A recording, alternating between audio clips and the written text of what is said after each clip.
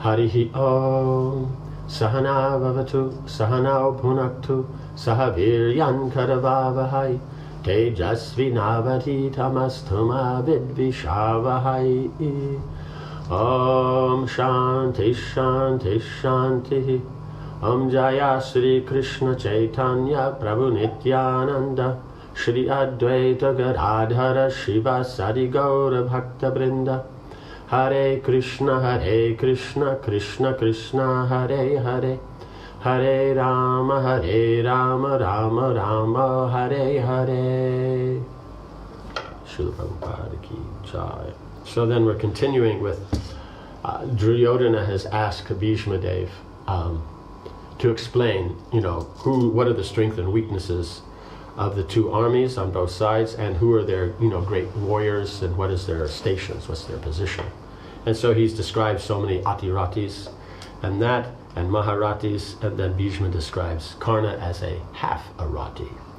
That's because he's lost his armor, and because he's been cursed by Parasuram that when push comes to shove, he won't be able to do anything.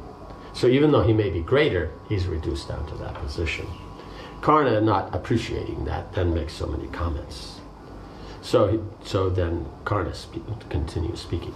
I do not speak an untruth when I say that you are the enemy of the entire universe. You are the Kuru's enemy in the guise of a friend.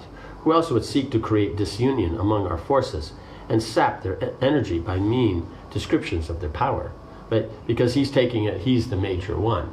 But he's mentioned how Duryodhana is an Atirata, and that his other brothers are all Maharatas. And then he mentioned all the generals who are leading the different Akshauhinis as Atiratas. And so all it is Karna he's mentioned as a half Arata, and Duryodhana agreed. And so he's saying, see, you're the enemy of the world, you're the enemy of this, you're trying to create dissension. All they're trying to do is put everybody in their place so they know. Because otherwise, if you think you're better than you are, and you think your enemy is weaker than it is, you will fail. That's just Shastra. The Dharma Shastra says that, the Artha Niti, it all says that. You can't underestimate your enemy and can't overestimate your position.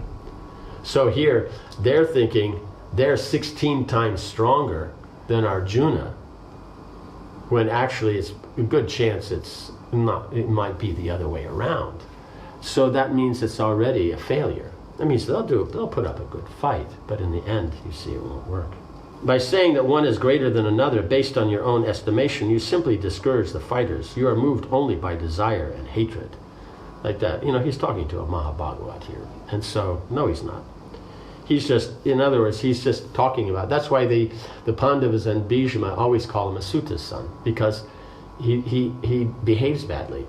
He gets angry when he shouldn't, and says things that shouldn't be said. And so these are symptoms of a Suta, right, of a mixed birth. So even though he's born as the son of Kunti, and so then, from the sun god, and therefore could be, elevated in a great position, it depends upon association. So if at that time when Kunti and Krishna had mentioned to him, he'd gone to the Pandava's side, in their association, he would take on a very great position. He would have a position greater if he served with Yudhishthira than staying with Duryodhana. One, Duryodhana's bad association, and two, he's just a king, while here he would be the king. Like that. Karna's voice filled the tent. He could no longer tolerate Bhishma's stinging words. Clenching his fists, he turned towards Duryodhana. O king, abandon this wicked man at once. If you do not, he will soon destroy your army by sowing the seeds of discord. Right? Duryodhana asked, do you tell all these things and all the positions? And then he's doing it.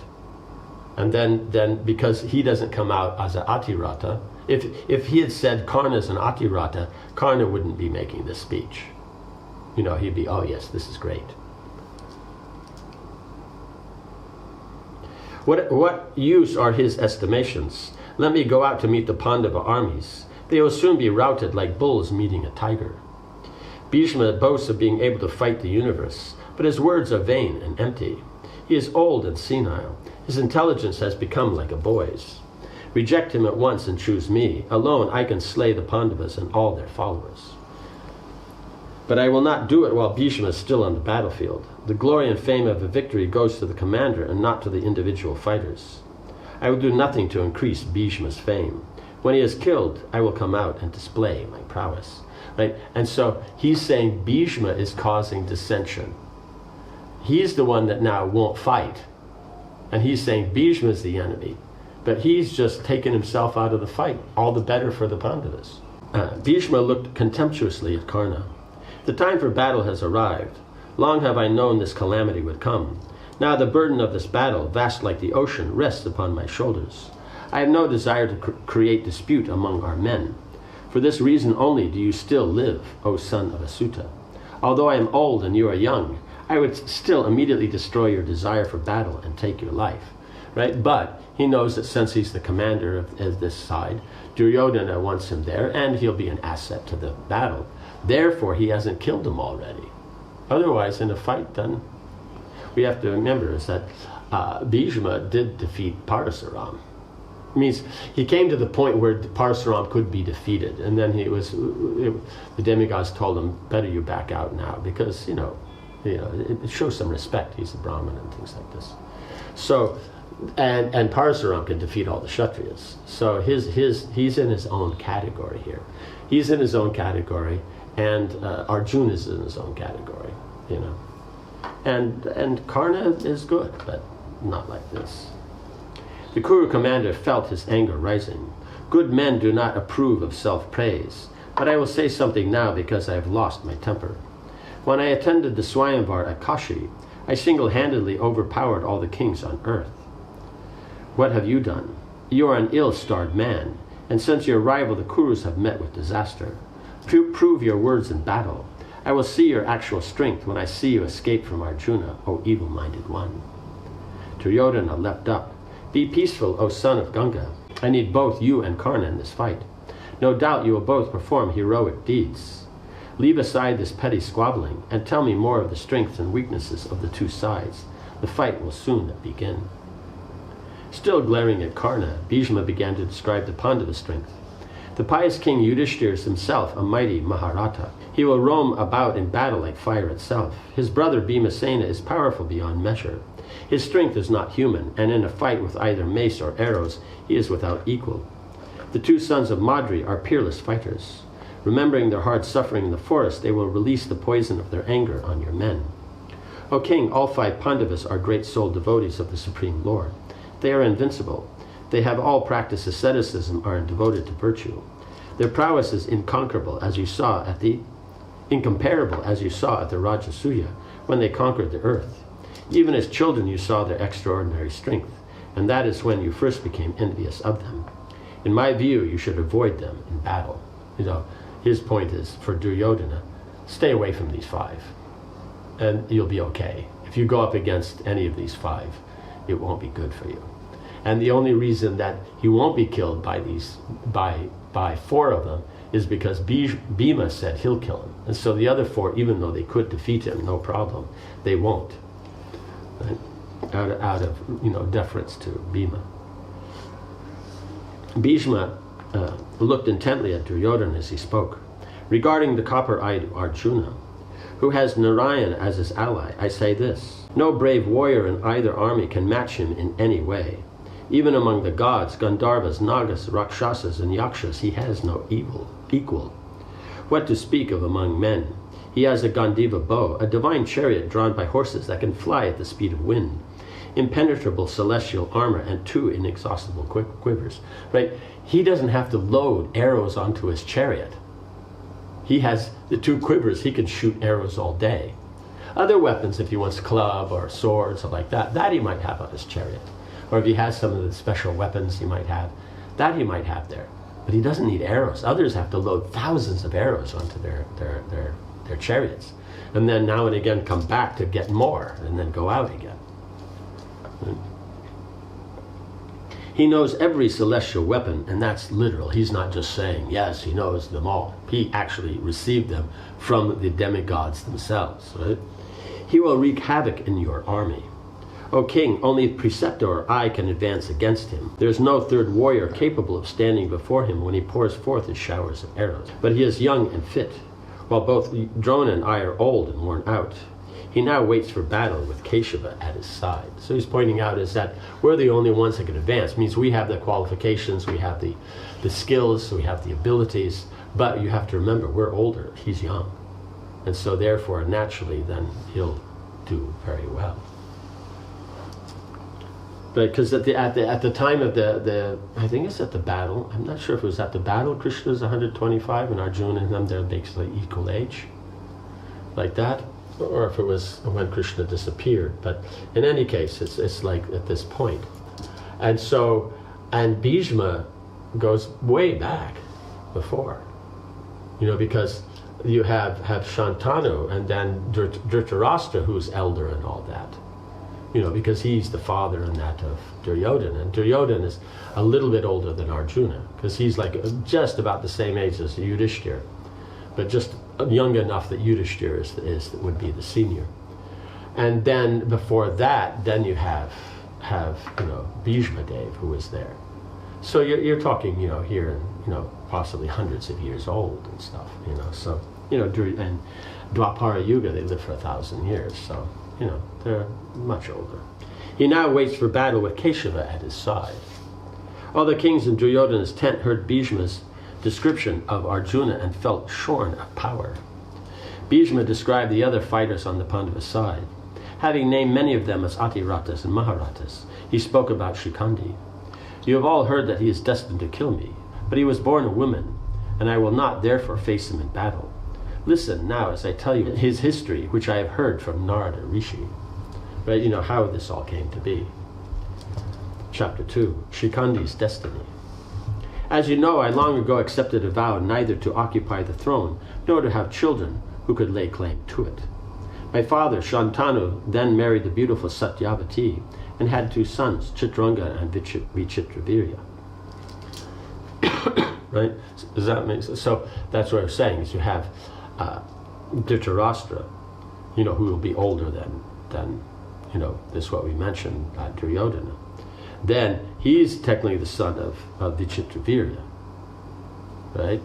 Who then this is then after he Santanu marries Satyavati, but from when he married Ganga before, that's when Bhishma, appeared, like that. So, Chitrangada and Vichitravirya. He died before his sons were grown, and I was left as their protector. Chitrangada was killed in a battle with the Gandharva king, and Vichitravirya was left sole heir to the throne. As he came of age, I thought it time to find him a wife. I heard that the king of Kashi had arranged a Swayamvar for his 3 daughters, Amba, Ambika, and Ambalika. I decided to ride into Kashi on my chariot, prepared for battle. Kings and princes had assembled at the Swayamvara from all over the world, all hoping one of the girls would choose to marry them. Upon seeing this, I remembered that the wise approve of many kinds of marriage, but the best is when the bride is snatched from an assembly of warriors after defeating them in a fight. That's amongst Kshatriyas, the Rakshasa marriage. For Kshatriyas, it's a great, it's a great kind of like, you could say, chivalrous standard and all that.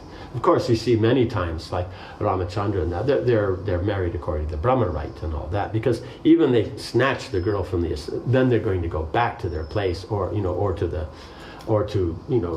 the father's place, and then there they're going to have the Brahma rite will be performed. But the point is that it's arranged about the marriage from the kidnapping aspect, like that. And so then when you have someone like that, then that also impresses the girl, that this person is so powerful, he can defeat all the other kings. And he's so powerful, and he has so much attraction for her, he's willing to fight for her. The others have come and are waiting, are you going to choose me? But he comes in and no, I'm going to take you. And so that's very impressive, the girl, especially by a Kshatriya girl, that is done by fighting and all this and that, I then announced to the kings that I decided to carry away all 3 princesses for my younger brother, and challenged them to prevent me if they could. Then I took all 3 maidens onto my chariot and sped away. The kings at first surprised, then furious. They pulled on their armor and mounted their chariots. Soon hundreds of them were in pursuit. Thousands of arrows showered down upon my chariot, but I dexterously avoided them all. As the princesses trembled in fear, I took up my own bow and turned to face the kings. I countered the shower of their shafts with my own. At that time I pierced every one of my antagonists. So swiftly did I shoot my arrows that my foes were completely confounded and can only applaud my prowess. Some were killed and others had their weapons smashed and their armor torn off. They retreated and fled in various directions. Shalva, however, continued to chase me. He was determined to win the hand of one of the maidens, and he rushed after me, shouting, "Stay, stay!" Provoked, I faced him. A furious but short battle ensued. I soon overpowered Shalva in destroying his chariot, although I decided not to kill him. I then returned to Hastinapur with the 3 maidens. When I arrived in Hastinapur, the eldest princess, Amba, approached me and said I had already chosen Shalva as my husband. He too accepted me in his heart, and my father agreed to the match. I would have chosen him in the Swayamvara, but you kidnapped me, and I did not have the opportunity. O knower of virtue, tell me what I should now do. I asked her to wait a while I discussed the matter with the Brahmins. It was concluded that Amba should be allowed to go to Shalva's city and offer herself to him. He gave her an escort of priests and maidservants and sent her to Shalva. When he saw her, however, he said, "O lady of fair complexion, I no longer desire to accept you as my wife, for you have already been taken by another. You were led away cheerfully by Bhishma before all the other kings. How can I, who must lay down the law for others, now accept you? You have been touched by another. According to the holy books, I cannot now accept you as my wife." I mean, technically he didn't touch, but he's just meaning they were kidnapped by others, and then therefore, it's like she's given in charity to him, so like that. So therefore then, that's why they're kidnapped. That's why he went to fight like that. If Bhishma had known at the time that she wanted to marry him and that he wanted to marry her, then he probably would have, then okay, then let's not fight, and then she would go with him. Amba tried to change Shalva's mind, pleading that she had not been happy to be kidnapped. She had gone to Shalva at the first opportunity. The king was adamant he would not accept her. He told the disappointed princess to return to Hastinapur. Weeping like a she-offspring, she thought, what woman in the world could fall into greater trouble than the predicament I now face? I have been robbed of my friends. Shalva has wronged me. Neither can I now return to Hastinapur, and neither can I go home in such shame and rejected by everyone.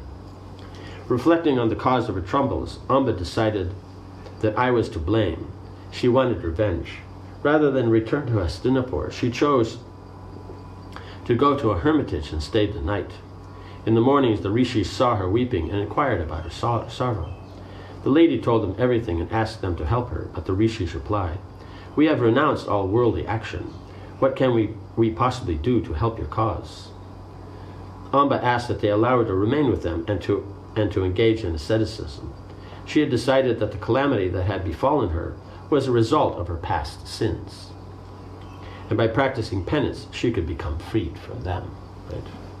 So then we shall see what happens in the rest of this story of Amba and Shikandi. Om Hare Krishna, Krishna Krishna, Hare Hare, Hare Rama, Rama Rama, Hare Hare. Srila Prabhupada ki jai.